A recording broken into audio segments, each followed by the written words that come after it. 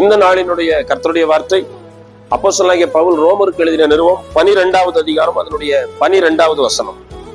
நம்பிக்கையிலே சந்தோஷமாயிருங்கள், உபத்திரவத்திலே பொறுமையாயிருங்கள், ஜெபத்திலே உறுதியாய் தரித்திருங்கள்.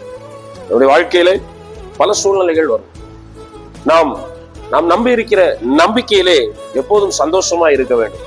நாம் நம்புகிறதற்கு எதிராக காரியங்கள் நடக்கலாம், நாம் நம்புகிறதற்கு மாறாக காரியங்கள் நடந்தாலும் நம்பிக்கையில் எப்போதும் சந்தோஷமா இருக்க வேண்டும்.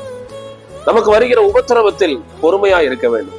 உபத்திரவம் வரும்போது அந்த உபத்திரவத்தில் அவசரப்பட்டு எந்த முடிவும் எடுக்காமல் பொறுமையா இருக்க வேண்டும். அந்த சூழ்நிலைகளிலே நாம் நம்பிக்கையோடு பொறுமையா இருந்து ஜெபத்திலே தரித்திருக்க வேண்டும். எந்த சூழ்நிலையிலும் ஜெபத்தை விட்டுவிடவே கூடாது. எனவே சந்தோஷமா இருந்து, பொறுமையா இருந்து, உறுதியாய் தரித்திருந்து கர்த்தருடைய நாமத்தை மகிமைப்படுத்துவோம். கர்த்தர் இந்த வார்த்தைகளினால் நம்மை ஆசீர்வதிப்பாராக. ஆமென்.